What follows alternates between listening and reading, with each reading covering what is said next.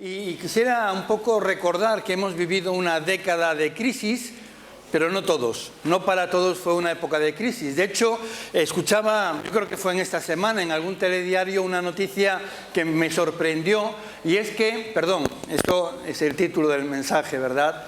Vamos a hablar acerca de la mejor inversión de tu vida, pero decía que escuché una noticia que me había sorprendido, y era el hecho de que el número de los superricos en España se había casi triplicado en la última década. Es decir, durante la década de crisis, que para muchos fue de escasez, de limitación, de penurias, ¿verdad?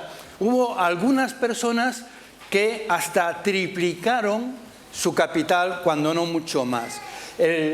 Sabéis que los superricos se consideran aquellos que declaran un patrimonio superior de 30 millones de euros, que tienen más de 30 millones de euros, ¿de acuerdo? Si no los tienes, eres un pobre rico, ¿no? No obstante, decía que parece ser que donde obtuvieron las mayores rentabilidades, donde consiguieron multiplicar su capital, fue adquiriendo bienes inmuebles, muy comprensible, y en acciones, en renta variable. De tal manera que pues, fueron personas que supieron ver en la crisis una oportunidad y aprovecharon la oportunidad, y evidentemente les ha salido muy bien y se han hecho, pues como decía, súper ricos, multimillonarios. En algún caso consta que algunas inversiones se llegaron a multiplicar en solo 3 meses, obteniendo una rentabilidad de más del 600%.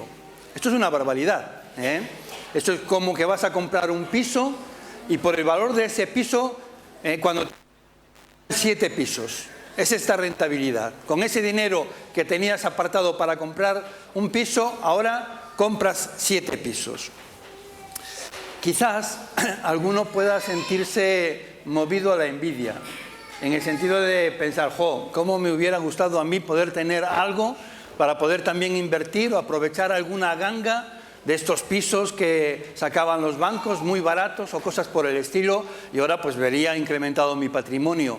Y yo os diría, no tengáis envidia de ellos, no tengáis envidia. La Biblia dice que ¿qué le servirá al hombre? ¿De qué le valdrá ganar todo el mundo si pierde su alma?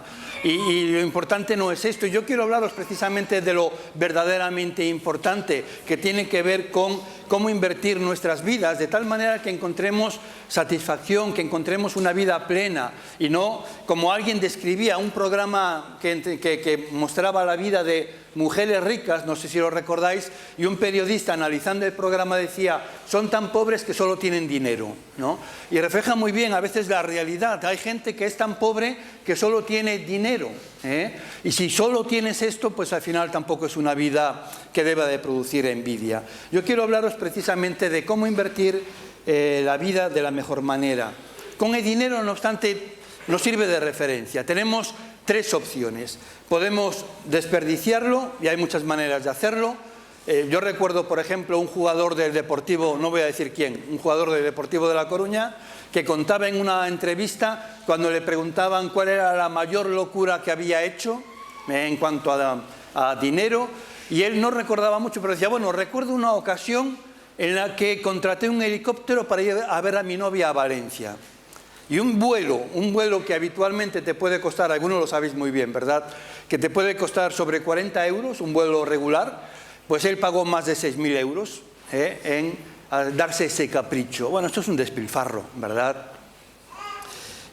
Podemos despilfarrarlo, malgastarlo, podemos gastarlo, y lo gastamos en cosas que necesitamos, en comida, en ropa, el alquiler, la calefacción. No es nada malo, ¿verdad? El problema es que cuando gastas, cada vez tienes menos. Y la experiencia de muchas familias es que sobreviven intentando alargar lo poco que tienen para llegar a final de mes. Escuchaba también una entrevista que hacían en la calle, a pie de calle, a la gente, preguntándoles acerca de cuándo para ellos empezaba el fin de mes. Y hay quien respondía, para mí el día 1, ya he gastado todo lo que tengo, y ya ahí empieza la agonía de sobrevivir, de aguantar hasta la próxima paga. Y es cierto, porque cuando gastas, restas de lo que tienes, y esto es algo que luego se va repitiendo cada mes, intentando mantenerte a flote y que no vengan imprevistos. Pero también podemos, y es una tercera opción, invertirlo. E invertir no es lo mismo que gastar. Como decía, gastar resta, pero invertir multiplica. Invertir es dedicar recursos para obtener beneficios. Y hay quien ha conseguido, invirtiendo, que su dinero trabaje para él. Que su dinero, ¿verdad?, le pague sus facturas. De tal manera que no tenga que preocuparse de llegar a fin de mes. Porque además consigue que no disminuya, que no reste su capital. Y con la vida ocurre lo mismo. Podemos hacer las tres mismas cosas. Podemos despilfarrarla, desperdiciarla, y hay muchas maneras de hacerlo. Podemos gastarla, y los publicistas nos van a ofrecer alternativas donde gastar nuestra vida, o podemos invertirla. Y eso significa que podemos usarla de tal manera que nuestra influencia dure más que los años de nuestra vida, que podamos dejar un legado. Y por supuesto, Dios no quiere que malgastemos nuestra vida desperdiciándola, pero tampoco desea que seamos meros consumidores de vida. Por eso Él nos ha capacitado, nos ha dado dones para que podamos invertir nuestra vida. Ahora bien, Jesús dijo que algún día vamos a ser llamados para rendir cuentas de cómo hemos vivido, de cómo hemos invertido nuestras vidas. Y para ello me gustaría leer en el Evangelio de Mateo, no tengo el texto, pero lo vamos a leer en nuestras Biblias. Si tenéis el dispositivo o la Biblia, podéis acompañarme en Mateo 25, a partir del verso 14, encontramos una parábola que Jesús nos cuenta para prepararnos acerca de este examen final de la vida, cuando Dios nos va a pedir cuentas. Y lo bueno es que Jesús nos adelanta las preguntas del examen. Qué bueno hiciera un examen sabiendo qué es lo que te van a preguntar, ¿verdad? Cambia tu actitud. Y leemos la parábola y nos dice así: también el reino de los cielos puede ilustrarse mediante la historia de un hombre que tenía que emprender un largo viaje. Reunió a sus siervos y desconfió su dinero mientras estuviera ausente. Lo dividió en proporción a las capacidades de cada uno. Al primero le dio 5 bolsas de plata, al segundo 2 bolsas de plata, al último 1 bolsa de plata. Luego se fue de viaje. El siervo que recibió las 5 bolsas de plata comenzó a invertir el dinero y ganó 5 más. El que tenía las 2 bolsas de plata también salió a trabajar y ganó 2 más. Pero el siervo que recibió una sola bolsa de plata cavó un hoyo en la tierra y allí escondió el dinero de su amo. Después de mucho tiempo, el amo regresó de su viaje y los llamó para que rindieran cuentas de cómo habían usado su dinero. El siervo al cual le había confiado las 5 bolsas de plata se presentó con 5 más, 2 bolsas de plata, y dijo: amo, usted me dio 2 bolsas de plata para invertir y he ganado 2 más. El amo dijo: bien hecho, mi buen siervo fiel. Has sido fiel en administrar esta pequeña cantidad, así que ahora te daré muchas más responsabilidades. Ven a celebrar conmigo. Por último se presentó el siervo que tenía una sola bolsa de plata y dijo: amo, yo sabía que usted era un hombre severo, que cosecha lo que no sembró y recoge las cosechas que no cultivó. Tenía miedo de perder su dinero, así que lo escondí en la tierra. Mire, aquí está su dinero de vuelta. Pero el amo le respondió: siervo perverso y perezoso, si sabías que cosechaba lo que no sembré y recogía lo que no cultivé, ¿por qué no depositaste mi dinero en el banco? Al menos hubiera podido obtener algún interés de él. Entonces ordenó: quitadle el dinero a este siervo y dádselo al que tiene las 10 bolsas de plata. A los que usan bien lo que se les da, se les dará aún más y tendrán en abundancia. Pero a los que no hacen nada, se les quitará aún lo poco que tienen. Ahora bien, arrojad a este siervo inútil a la oscuridad de afuera, donde habrá llanto y rechinar de dientes. Muy bien, como decía, en esta historia Jesús nos advierte claramente acerca de que hay que rendir cuentas y en ese examen se nos va a pedir responsabilidades. Lo bueno es que nos anticipa ya cuáles son las preguntas que se nos van a hacer y podemos estar preparados. Y hoy yo quisiera compartir con vosotros 7 principios que emanan precisamente de esta parábola y que nos van a ayudar a invertir nuestras vidas de tal manera que no seamos censurados, que no suspendamos en la prueba, sino que podamos recibir también los elogios de nuestro Señor. Y lo primero que hoy también se nos recordaba, el primer principio que tenemos que recordar, que tener muy presente, es que todo lo que tengo pertenece a Dios. Y a veces pensamos que nosotros somos los dueños de las cosas, pero en realidad nada nos pertenece. Daos cuenta de que nada hemos traído a este mundo y nada nos vamos a poder llevar de él. Por mucho que te agarres, al final tendrás que soltarlo y no te vas a llevar nada. Únicamente lo vas a tener prestado durante el tiempo mientras vivas. Y Jesús mostró este principio cuando dice en el verso 14, es como un hombre que al irse de viaje reunió a sus criados y les confió la administración de sus negocios. Los negocios, los bienes, en otras traducciones dice, el dinero es del Señor. La Biblia nos dice que Dios creó al hombre y lo puso como mayordomo de sus recursos en la tierra, de todo lo que él había creado. Y lo bueno de esto es que mientras lo administramos, podemos disfrutar los beneficios de eso que no es nuestro. Pero no podemos olvidar que no nos pertenece. Mi suegro era monitor de autoescuela, profesor de autoescuela, y por las razones que sean, él no tenía un coche propio, no tenía un coche particular propio, porque la empresa le permitía, porque en aquel tiempo era común, pero también porque tenía un vínculo de amistad con el propietario, y el coche que utilizaba para dar clases, que era de la empresa, se le permitía utilizarlo para su servicio privado, los fines de semana, en sus ratos de ocio, de tal manera que él nunca tuvo que comprar coche hasta el final, cuando se jubiló, y utilizaba el coche. Además, como era muy cuidadoso con el coche, siempre que la autoescuela compraba un coche nuevo, el mejor coche se lo daban a él, porque sabían que lo iba a cuidar bien, que iba a durar más, ¿verdad? Y en ese sentido, pues qué bueno, que siempre que necesitaba algo sabía que podía disponer de él, lo hacía con toda libertad, disfrutaba del último modelo, pero lo que no podía olvidar es que el coche no era suyo, que había que devolverlo cuando lo reclamaran o cuando hiciera falta para cualquier clase. Pongamos otro ejemplo. Imaginaos que vosotros tenéis una casa en Samil, en primera línea de playa, y os vais a ir de viaje, un largo viaje, y decís, mira, como voy a estar fuera, oye, te dejo las llaves de casa para que disfrutes. Es una pena que quede ahí todo el verano sin usarse, así que, oye, disfrútala. Solo te pido, cuídala, no hagas ninguna locura, que no llegue a casa y me la encuentre destrozada, ten cuidado de las cosas, pero disfruta de ella.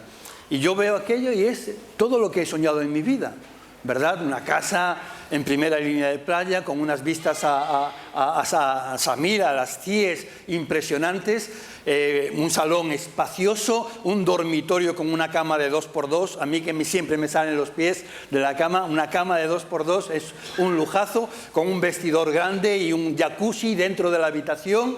Imaginaos todas estas cosas y tú empiezas a disfrutarlo y al cabo del tiempo regresa el dueño y te avisa, oye, mañana estoy ahí, o la semana que viene llego y estoy ahí. Tú dices, ¿cómo? ¿Cómo que vienes para aquí? Hombre, yo ahora estoy muy acomodado, no voy a dejar mi cama. Es que nunca he dormido como ahora y además el garaje, lo difícil que es aparcar en Vigo. Y aquí tengo un garaje donde entro y no hay columnas y aparco con toda facilidad. Y cuando me siento a ver por las vidrieras la playa de Samir disfrutando, ¿cómo me vas a quitar ahora de aquí? No estoy aún preparado para dejarlo. Bueno, si yo actuara así, además de daros mucha rabia y meteros en pleitos, seguramente pensaríais, pero esta persona, ¿qué le pasa? No es normal, no es juicioso que pueda pensar así. Además de que él es favorecido como lo he hecho y que ha podido disfrutar de algo que no tenía, ahora cuando se le reclama se pone con estas tonterías. Bueno, pues muchas veces nosotros actuamos de la misma manera. Ahora, cuando nosotros aprendemos que lo que tenemos le pertenece al Señor, esto nos quita estrés de encima de una forma rápida, porque entonces me doy cuenta de que ya no tengo que preocuparme ni de protegerlo, ni de retenerlo, sino que el Señor se ocupará de lo que es suyo, que Él lo defenderá, que Él va evidentemente a poder pedírmelo, pero también a reponerlo o a quitarlo o lo que Él quiera. El segundo principio que nos apunta esta parábola es que Dios me ha dado talentos. Y aquí no está hablando de habilidades, capacidades, de aptitudes. Está hablando literalmente de dinero. Aquí un talento es dinero. Y aun cuando la versión que yo leí hablaba de poco dinero, en realidad no es tan poco dinero. Un talento equivale a 6.000 dracmas. Y para que tengamos una cierta correspondencia, una cierta relación que podamos identificar con algo, con lo que podamos trabajar, vamos a recordar que, decía, un talento es igual a 6.000 dracmas. Un dracma casi era lo mismo que un denario. Era una moneda de plata que pesaba 3,6 gramos, el denario pesaba 4, así que se aproximaba bastante a lo que era un denario. Y lo que recordáis es que un denario era lo que se consideraba el salario por un día de trabajo. Cuando el dueño de la viña fue a contratar jornaleros por un día de trabajo, le dijo, bueno, ¿qué consideráis que es justo? Y la respuesta es un denario. Un día de trabajo, un denario. Así que hoy equivaldría, haciendo todas las operaciones, a que pues un denario, un día de trabajo. Así que 6.000 dracmas, que vienen a ser algo así como a lo mejor 5.000 denarios, equivaldría a algo menos de 2 años de trabajo. 2 años, perdón, no, 2 no.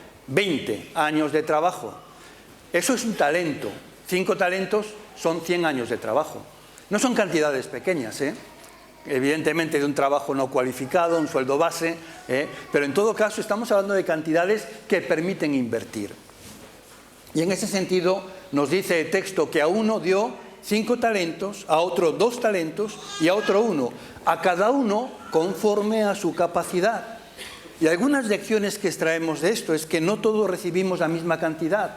Todos hemos sido creados a imagen y semejanza de Dios, y esto nos iguala en cuanto a dignidad y valor para Dios, pero no todos tenemos los mismos talentos, las mismas oportunidades, la misma libertad, ni los mismos recursos.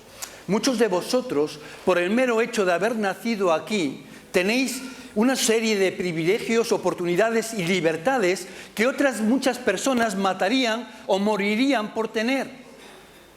Y estoy hablando literalmente. Hay mucha gente que está muriendo en el Mediterráneo por llegar a disfrutar la vida que nosotros tenemos aquí. Lo segundo que nos enseña es que todos reciben algo. No existe ninguna persona que no tenga ningún talento. Lo que puede ocurrir es que algunos no lo hayan descubierto aún, pero sin duda alguna hay algo en lo que tú eres excepcional. Hay cosas de las que dispones que no valoras, que no aprecias, que siempre estás mirando lo que tiene el vecino, lo que tiene el otro, dándole más valor, pero sin duda que lo que tú tienes te permite hacer algo que deje huella en este mundo. Un tercer principio que encontramos es que Dios espera que sea responsable, que yo responda de lo que Él me ha dado. Dios quiere que use mis talentos, y cuando hablo de talentos ahora sí quiero incluir aquí mis capacidades, mis habilidades, pero también mis recursos, aquellas cosas de las que dispongo, tanto materiales como espirituales, como emocionales, como lo que sea, ¿verdad? Como relaciones, como contactos, porque todo esto me ha sido dado por Dios con un propósito, y Él quiere que saquemos el mayor provecho de los recursos, de las habilidades que ha puesto en nuestras vidas. Nos dice Romanos que así que cada uno de nosotros tendrá que dar cuentas de sí a Dios. Cada día podremos escoger cómo vamos a vivir nuestra vida. Pero llegará un día cuando tendremos que explicarle a Dios las decisiones que hemos tomado en cuanto a cómo hemos vivido nuestra vida. Y Jesús nos recuerda en esta parábola que al cabo de mucho tiempo regresó el Señor de aquellos criados y se puso a hacer cuentas con ellos. Algún día Dios va a pedirnos cuentas de cómo hemos vivido nuestra vida. Y si pensáis que una inspección de Hacienda os pone nerviosos, ¿qué tal una auditoría de Dios? Es para tomárselo en serio, como mínimo, ¿verdad? Un cuarto principio es que es incorrecto no emplear tu talento. En la parábola, el primer siervo duplicó sus talentos, igual que el segundo, pero el tercer siervo fue precavido y conservador desde su propio punto de vista y enterró su talento. Y la reacción de su señor fue llamarle siervo malo y negligente. Cuando escuchamos la palabra malo, la asociamos con personas perversas, que también es otra de las traducciones que le da la Nueva Traducción Viviente, ¿verdad?, a la palabra griega que usa en este texto. Pero cuando pensamos en gente perversa, en gente mala, estamos pensando en asesinos, ladrones, violadores, gente así, ¿verdad? Gente que hace mucho daño. Pero fijaos que aquí está aplicado a esta persona no por hacer cosas, sino porque se negó a hacer nada con lo que recibió de parte del Señor. De hecho, la palabra que traducimos como negligente significa mirar con indiferencia. En otras palabras, no te importa lo mío. Yo he puesto esto en tus manos, yo he puesto lo mío en tus manos y a ti no te importa, no tienes cuidado de ello. No te ha importado el que con el tiempo la inflación haya que ahora tenga menos, que se haya restado lo que yo te he dado. Por eso habla de que hay maldad en esto. Y hay un par de enseñanzas en esta parte del pasaje. La primera es que no puedes agradar a Dios siendo prudente. Para usar tus talentos, tus recursos, tienes que arriesgarte. La Biblia nos dice que sin fe es imposible agradar a Dios. Y ese es un principio. No importa de dónde eres, dónde vives, en qué época vivas, esto funciona siempre, es para siempre. Ese es un principio bíblico universal. Sin fe es imposible agradar a Dios. En otro lugar nos dirá que lo que no viene de la fe es pecado. No puedes agradar a Dios porque esto atenta contra su voluntad. Pero, ¿en qué sentido no podemos agradar a Dios? Sin fe. La fe implica riesgo, implica salir de tu zona de confort, de ese lugar donde estás acomodado porque conoces lo que va a ocurrir, porque sabes todas las posiciones que pueden darse. Pero la fe te lleva a moverte a un terreno de incertidumbre, a moverte en lugares donde tienes que creer y no tienes ninguna evidencia física, material, más que la palabra de Dios que dijo que eso iba a ocurrir. Y ante la falta de cualquier otra evidencia, tienes que arriesgarte en creer que lo que Dios dijo es lo que va a ocurrir. Que Él va a cuidar de ti, que nada te faltará, que ninguna arma forjada contra ti prosperará, que Él será tu vindicador, tu goel, tu defensor, que Él saldrá en defensa de ti, que Él te exaltará a su debido tiempo, etcétera, etcétera, etcétera. Cualquiera que sea la circunstancia en la que te encuentras, puedes creer lo que dice el médico, puedes creer lo que te dice el director del banco, puedes creer lo que te dicen los telediarios acerca de esta crisis que hemos pasado, la que viene en ciernes o lo que sea, puedes creer lo que tú quieras o puedes creerle a Dios, que en sus manos estás seguro, que nada te puede arrebatar de sus manos, que todas las cosas vendrán a ayudar para tu bien, porque el propósito de Dios es convertirte en alguien semejante a Cristo y por tanto va a aprovechar todo lo que ocurre en tu vida con este fin, para que produzca en ti cambios, en tu carácter, en tu conducta, etcétera, etcétera. Ahora, claro, no tienes evidencia ninguna, solo que Dios lo dijo, y eso es arriesgado. ¿Por qué? Porque nosotros queremos movernos por vista, queremos mirar dónde voy a pisar, queremos contar el dinero y saber que el dinero está en la mano antes de lanzarnos a una aventura como pueda ser comprar un nuevo local o algo por el estilo. Y queremos, ¿verdad?, que no haya sorpresas. Pero Dios no juega con estas reglas. Y ahí nos dice, no, primero da el paso en el vacío, y luego yo te sostendré. Pero tú no vas a ver mi mano hasta que estés lanzado en el precipicio. Por eso nos coloca en una situación de riesgo necesariamente, porque Dios nos pone a prueba constantemente para que nosotros, no Él, nosotros descubramos si de verdad nos está moviendo la fe en Él, si de verdad confiamos en Dios como lo decimos con nuestra boquita, o es sencillamente una mera ilusión.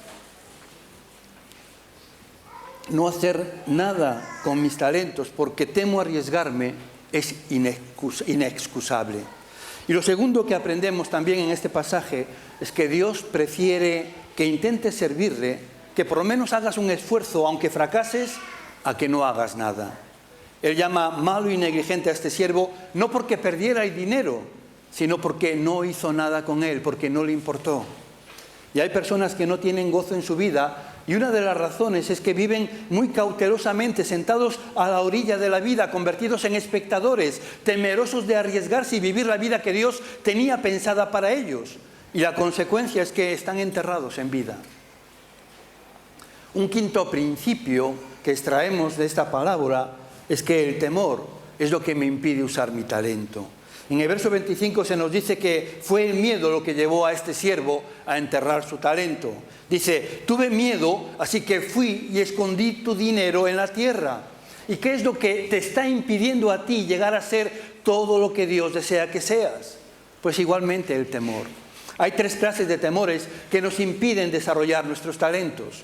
El primero es la falta de confianza en uno mismo. Nos decimos, no, yo no podré hacer eso, yo no sé, yo no valgo. En realidad lo que ocurre es que tienes miedo al fracaso. He aprendido que el miedo al fracaso es mucho peor que el fracaso mismo. El temor al fracaso nos limita, nos paraliza, nos impide avanzar, nos impide crecer, mientras que a través del fracaso aprendemos. Aprendemos y maduramos, y aprendemos mucho más de los fracasos que de las victorias. En ese sentido, uno aprende, uno crece muchas veces tropezando, y si no estás fracasando es porque no estás intentando nada nuevo, y si no estás intentando algo nuevo, no estás creciendo. Personalmente, prefiero intentar algo y fallar que no intentar nada y tener éxito. Lo segundo que aprendemos también es que, el segundo temor que nos impide llegar a ser lo que Dios quiere que seamos y usemos nuestros talentos como Dios quiere, es el ¿qué pensarán los demás de mí? Quizás cantas bien y te reprimes de cantar porque piensas que se van a reír de ti. Si solo te preocupa lo que los demás piensan de ti, lo mejor que puedes hacer es cavar un agujero, meterte dentro y taparlo bien, ¿verdad? Porque ya estás renunciando a vivir, a ser tú mismo, ya estás muerto. Ese miedo no te dejará vivir, no te dejará ser aquello que Dios pensó cuando te creó. Dice la Biblia que temer a los hombres resulta una trampa. Y debes de saber que en el momento en el que intentes algo, habrá alguien que te va a criticar. Pero también te van a criticar si no intentas nada. Te van a criticar si lo haces como si no lo haces. Si te reprimes por el miedo a lo que van a pensar de ti, a lo que van a decir de ti, pues no harás nada en la vida. Ahora, escucha, tú no eres responsable de agradar a todo el mundo. Esa no es la meta de tu vida. Vive para el aplauso de uno solo. Busca contentar, que la meta de tu vida sea agradar a Dios, hacer lo que Él te dice que hagas. Frecuentemente nos justificamos a nosotros mismos diciendo, bueno, esa persona tiene más talento que yo, si yo tuviera su talento, si yo supiera hacer lo que él sabe hacer, entonces... Pero mira, solo porque no puedas ser una hiper, super, mega estrella, no quiere decir que no valgas. Tú no estás llamado a ser necesariamente, a lo mejor sí, pero no estás llamado generalmente a ser el mejor del mundo, sino a ser lo mejor que puedas, a desarrollar la mejor versión de ti mismo, no en competencia con nadie más. Notad, si os dais cuenta, que los 2 primeros siervos, uno consiguió invertir y ganar 5 bolsas de 5 talentos, el segundo obtuvo solo 2 talentos, es una diferencia notable, pero la recompensa, el elogio, fue exactamente idéntico para el que obtuvo 5 talentos que para el que obtuvo 2. Dios no nos mira comparándonos. No es una competición a ver quién gana más. Sencillamente es una cuestión de haber utilizado lo que Dios me ha dado para poder ahora traerle beneficios a Él. Para poder haber aumentado precisamente aquello que yo he recibido. Aportarle a Dios ganancias, que se pueda extender su obra. Y Dios lo que mira no es en comparación con, mira, pues aquel predica mejor. Si al final todo se resumiera en ser el mejor, solo habría una persona haciendo cada cosa. Porque solo uno podría ser el mejor. Todos los demás tendrían la excusa, es que yo no soy tan bueno como él. Y entonces, como no eres tan bueno como él, ya no lo tienes que hacer. No se trata de competir, se trata de ser lo mejor que tú eres, la mejor versión de ti mismo. Y el tercer miedo que nos impide usar nuestros talentos es la autocompasión, que es el miedo al pasado. He fracasado y temo que volveré a fracasar de nuevo. Y por eso no voy a intentar nada. Algunos han permitido que su pasado les impida ser usados por Dios en el presente. Pero Dios nunca dijo que no puede ser usado por tu pasado. Hubo 2 discípulos que fracasaron estrepitosamente. Uno fue Pedro y el otro Judas. Los dos cometieron el mismo pecado. Los dos traicionaron y los dos negaron a Jesús. Pero cada uno respondió a su fracaso de una manera diferente. Judas se autocompadeció, salió y fue y se ahorcó. Y este fue el final de su vida. Pero Pedro lloró amargamente, se arrepintió, le pidió perdón a Dios, se levantó, se sacudió y volvió a servir a Dios. Pero fijaos que Pedro, el hombre que había negado a Jesús 3 veces, fue la misma persona que pocos días después Jesús mismo iba a escoger entre sus discípulos para predicar a una multitud y que 3.000 personas creyeran en el Evangelio y ahí naciera la iglesia cristiana. De entre todos los discípulos y personas que Jesús podría haber escogido, escogió a aquel que había fallado más estrepitosamente. Y esto a mí particularmente me ilusiona, me alegra, no por morbo, sino porque me hace concebir esperanzas de que entonces también yo sirvo, de que también yo puedo ser utilizado por Dios, que hay lugar para mí en la obra de Dios y por supuesto también para ti. A Dios le encanta usar a fracasados. Moisés fue un asesino y Dios lo usó. David cometió adulterio, Jacob fue un estafador, Abraham un cobarde mentiroso y sin embargo Dios tomó a cada uno de ellos, los recogió, los limpió y los usó de manera poderosa. Dios usa a gente imperfecta. Si Dios solo usara a gente perfecta, no haría nada en el mundo porque no existe la gente perfecta. Escuchadme bien, Dios usa gente, y me encanta esta expresión, Dios usa gente pretérito perfecta, es decir, con pasados imperfectos. Gente insegura, gente que no lo tiene todo bajo control. Escucha bien lo que dice la Biblia. Hermanos, fijaos en que Dios os ha llamado, a pesar de que entre vosotros hay pocos sabios, según los criterios humanos, y pocos poderosos o pertenecientes a familias importantes. Pablo le está escribiendo estas palabras a la iglesia en Corinto, pero perfectamente las podría dirigir a nuestra iglesia, ¿verdad? Continúa diciendo, y pensando desde esta perspectiva, que nos podemos ver reflejado en esto. Y dice, y es que para avergonzar a los sabios, Dios os ha escogido a los que el mundo tiene por tontos. Y para avergonzar a los fuertes, ha escogido a los que el mundo tiene por débiles. Dios ha escogido a la gente despreciada y sin importancia de este mundo, es decir, a los que no son nada, para anular a los que son algo. Así nadie podrá presumir delante de Dios. Deja de excusarte, deja de compadecerte por tu pasado y empieza a permitir que Dios te use en el presente. No importa dónde has estado, lo que importa es la dirección hacia la que vas hoy.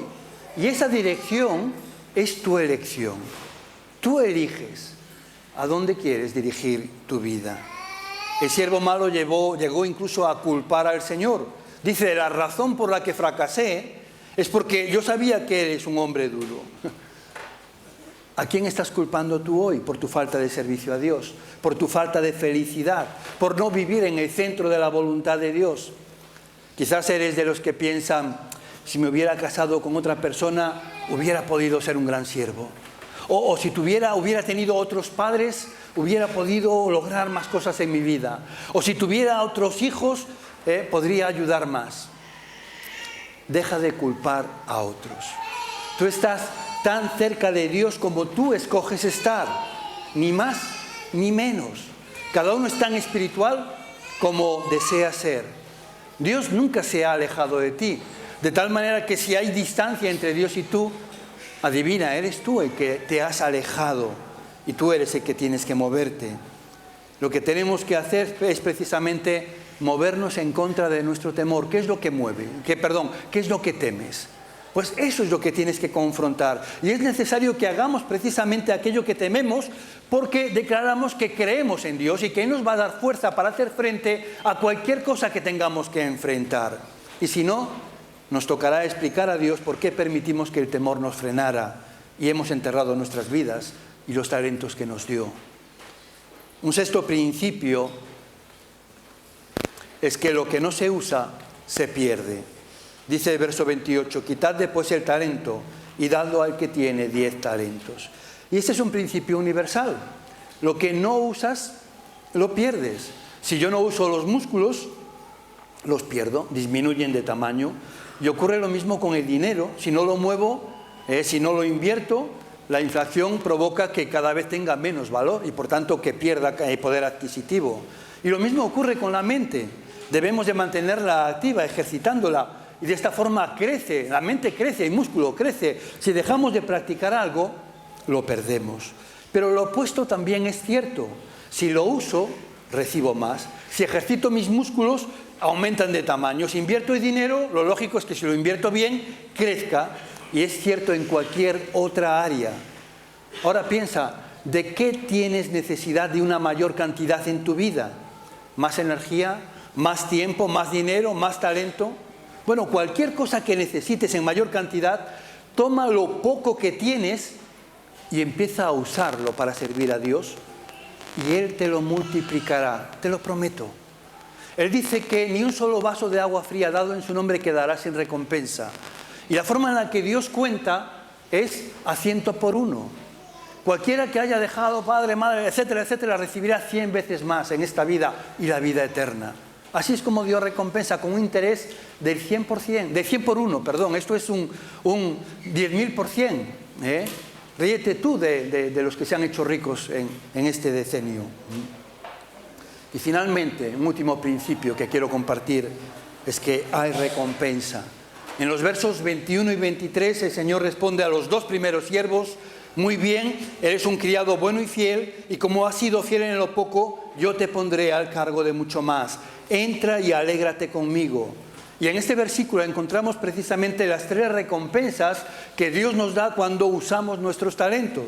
En primer lugar, recibimos afirmación. Muy bien, eres bueno y fiel. Y la afirmación de Dios en nuestras vidas es mucho más importante que lo que cualquier otra persona pueda pensar o decir de nosotros. A mí qué me importa que la gente me diga que lo hago bien o lo hago mal. Lo que me importa es, y lo que me satisface, lo que me llena, lo que le da sentido a mi vida, es sentir que Dios dice: tengo contentamiento contigo. Tú eres mi hijo amado, en ti tengo mi complacencia. Esto es lo que anhela mi alma, esto es lo que deseo, esto es lo que me estremece, esto es lo que me provoca el deseo de vivir para Dios y buscar únicamente su aplauso. En segundo lugar, recibimos más de Dios. Y como has sido fiel en lo poco, Él promete: yo te pondré al cargo de mucho más. Y las responsabilidades que Dios nos dará en el futuro como ministerio están basadas en nuestra fidelidad en el ministerio presente. Si hoy, en lo poco que tienes, no eres fiel, si porque crees que no importa que vengas o no vengas, que hagas o no hagas, porque total no se va a notar, porque total nadie lo va a apreciar, etcétera, etcétera, no cuentes con que Dios te dé mayores responsabilidades. En la autoescuela había todo tipo de conductores. El padre de Sole era muy cuidadoso, muy respetuoso de las reglas. Yo creo que nunca le pusieron una multa en toda su vida. Y era una persona que cuidaba el coche de la autoescuela como si fuera suyo.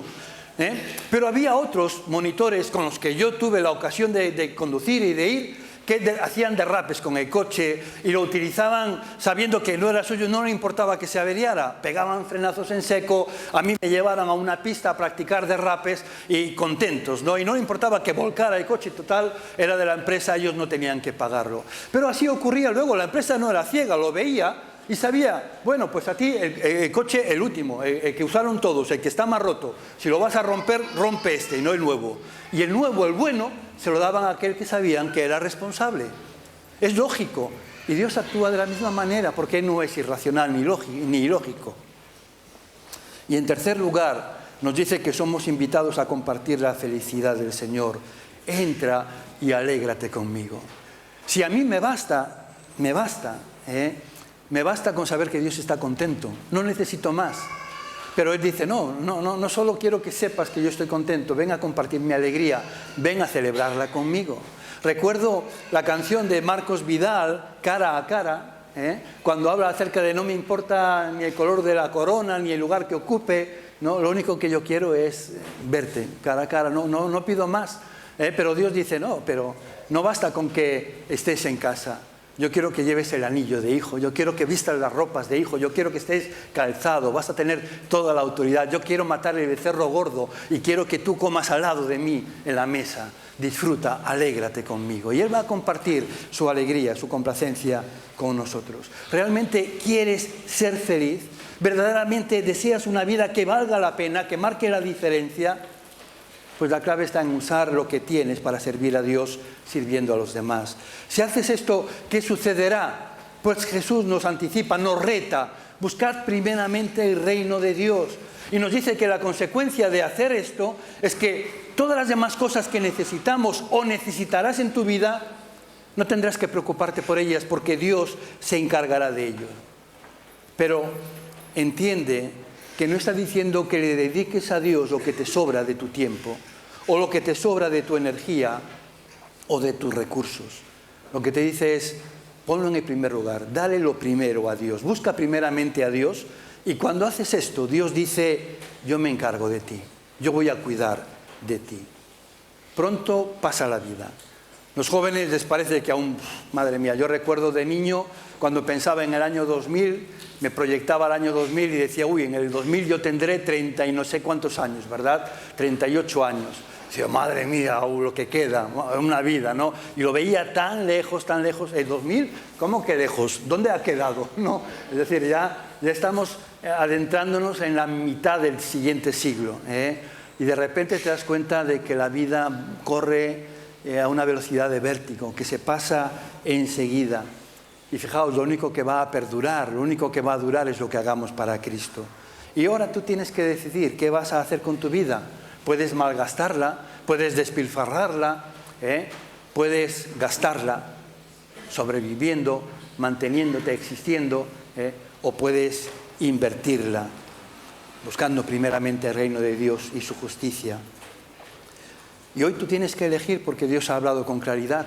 Jesús nos ha dado las respuestas para que estemos preparados y no basta con llegar ese día para poder decir algo, no. Lo que tenemos que presentar es los rendimientos, qué hemos hecho. Ahí ya no sirve respuestas rápidas, ahí lo que vale es lo que haya ocurrido de aquí en adelante hasta ese momento en el que seamos llamados a cuentas y podamos presentar, ¿verdad?, resultados. Porque no hemos escondido nuestra vida, ni la hemos enterrado, ni la hemos despilfarrado, sino que la hemos invertido. Nos hemos dedicado a buscar la voluntad de Dios, nos hemos dedicado a servirle, sirviendo a otros, y podemos venir con una bolsa llena de personas que ahora te conocen, gracias a mi testimonio, de una iglesia que ha crecido y que ha prosperado y que ha madurado, pues porque yo me he preocupado en estudiar para enseñar a otros, que he capacitado a otros, que he sido un ejemplo para otros, etcétera, etcétera. ¿Querrás hoy quizás decirle al Señor, cuenta conmigo? Quiero vivir mi vida no de cualquier manera, sino con un propósito, darle un sentido trascendente, que valga la pena, que deje una huella, y por ello quiero vivir para ti. Estoy aquí, úsame en lo que tú quieras. Pero quizás tu situación es que no tienes una relación con Dios.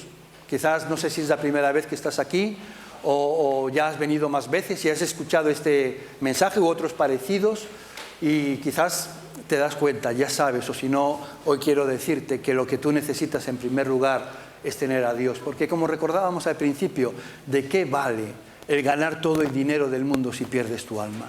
No sirve de nada. No sirve de nada. Uno puede ser tan pobre que solo tenga dinero. Y os digo que hay gente rica tan vacía, tan desesperada, mendigando y buscando amor, atención, significado, propósito, que su vida valga para algo, que a veces están dando golpes de ciego, intentando conseguirlo por medio de pagarle a otros, hacer regalos, hacer obras de beneficencia o cosas por el estilo. Pero hay un agujero en cada una de vuestras vidas que solo Dios puede llenar. Solo hasta que Dios ocupe ese lugar en vuestro corazón, solo ahí podréis empezar a sentir y experimentar lo que es una vida con sentido, plena y con propósito. Por eso, si tú no tienes una relación con Dios, hoy se nos recordaba que a los que le recibieron, los que creen en su nombre, a estos les dio potestad y poder de ser hechos hijos de Dios.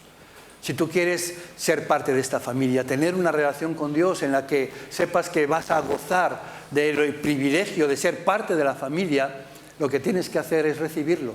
recibir a Jesús, a quien Dios envió para ocupar tu lugar, para llevar el castigo que tú merecías.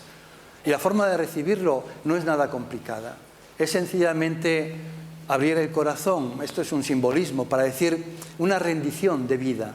Es decir, ya hasta aquí yo he gobernado mi vida, he hecho lo que he querido y el resultado pues no es nada halagüeño, porque mi vida es un fracaso, porque me siento vacío, porque no vale la pena, siento que no vale la pena todo esfuerzo a lo que me dedico, que nada vale nada, me encuentro infeliz y vacío, y esto es a lo que me ha conducido mi sabiduría y mis buenas o malas decisiones. Y reconociendo mi bancarrota, que yo no tengo sabiduría para gobernar mi vida, y viendo que tú hablas de una vida en abundancia, de que hay otra forma de vivir y una vida con propósito, hoy quiero rendirme a ti. Hoy quiero dejar que tú ocupes el trono de mi vida y gobiernes, que seas tú el que me digas cómo vivir la vida. Reconozco que he pecado, que merecería la muerte, y te doy gracias porque no tengo que morir, porque otro ocupó mi lugar y murió por mí. Gracias por Jesús. Pero hoy quiero que tú vengas a ser mi Señor y mi Dios. Si esto que estoy hablando representa lo que sientes en tu corazón, mira, lo importante es la sinceridad con la que tú digas ahora que esto es así. Si tú eres sincero, no necesitas nada más. Si tú en este momento explicitas en voz audible o sencillamente en tu propio pensamiento, en tu interior, en este diálogo, no conmigo, sino con Dios. Dios, yo quiero que tú me ayudes, yo quiero que tú vengas a mi vida, yo quiero que tú me des sentido, yo quiero dejar el volante de mi vida y rendirme a ti, que tú vivas mi vida de aquí en adelante. Esto es suficiente para que Dios tome tu palabra en consideración y te dé todo aquello que Él ha prometido para aquellos que le reciben. Te dé el perdón de tus pecados absolutamente, te haga su hijo de una forma absoluta igualmente, te dé vida eterna, un futuro y una esperanza. Si tú quieres hacerlo, o lo estás haciendo, o lo has hecho en estos minutos, yo te voy a pedir, por favor, que ahí donde estás levantes tu mano, porque quiero primeramente orar por ti para que Dios te afirme y te fortalezca en esta decisión, en este nuevo caminar que estás emprendiendo, y queremos acompañarte. Hay cosas que queremos decirte, algún material que queremos regalarte, ¿verdad?, para los siguientes pasos que tienes que dar, pero quisiéramos acompañarte ahora y saber que estás en esta lucha. Si tú estás tomando esta decisión, ahí donde te encuentras, me lo haces saber levantando tu mano. Si tú, Dios te bendiga, Dios te bendiga. No sé si hay alguien más, no alcanzo a ver a todas las personas. Como te decía, esto nos ayuda a nosotros a saber que esto está ocurriendo, pero lo importante es que Dios sí ve lo que está pasando en tu corazón y Él va a responder a eso, no a la mano que levantes o no, pero si estás en este momento tomando esa decisión o la has tomado, yo te invito a que sin temor, sin vergüenza, puedas levantar la mano y queremos orar por ti. Voy a invitar al grupo de alabanza a que pueda acompañarnos en este tiempo final y mientras ocupan su lugar oramos. Padre, y queremos darte gracias, Señor, te bendecimos, queremos declarar que tú eres bueno y lo decimos desde lo profundo de nuestro corazón con total convicción, porque es nuestra experiencia. En todo hasta aquí tú nos has bendecido, nos has guardado, nos has ayudado, incluso en los momentos difíciles, en los momentos de crisis, en los momentos de enfermedad, en los momentos, Señor, de adversidad, en medio de los valles oscuros. Hemos sentido tu presencia y esto nos ha fortalecido y nos ha permitido resistir. Y cuando hemos salido hemos visto que solo tu mano es la que nos ha sacado de ese lugar. Gracias porque tú además has aprovechado todas estas experiencias, todas estas circunstancias para bendecirnos, para ayudarnos a madurar, para hacernos crecer, para ser cada vez más semejantes a Jesús. Y Padre, queremos hoy darte gracias porque también tu brazo se ha extendido y ha tocado corazones, y hay personas que han visto su situación y quieren cambiar y quieren, Señor, que tú tengas una oportunidad en sus vidas y quieren abrir sus corazones para que tú entres. Y sabemos que, Señor, tú cumples tus palabras, cumples tus promesas, y por ello sabemos que estas personas hoy podemos llamarlas hermanos porque tú las has hecho tus hijos. Padre, queremos pedir que tú puedas estar acompañándolos, Sabemos que va a haber una lucha interior, que el enemigo va a batallar contra sus almas, y oramos para que ellos se mantengan firmes en tu camino, que tu Espíritu les pueda fortalecer en su hombre interior, que como iglesia podamos arroparlos y ayudarlos, Señor, a crecer en ti. Y pedimos, Señor, que nuestras vidas valgan para algo, que nos tomes, que nos uses. Señor, estamos aquí para agradarte a ti y queremos que donde tú necesites, donde tú quieras, nos envíes para tu gloria. En el nombre de Jesús oramos. Amén.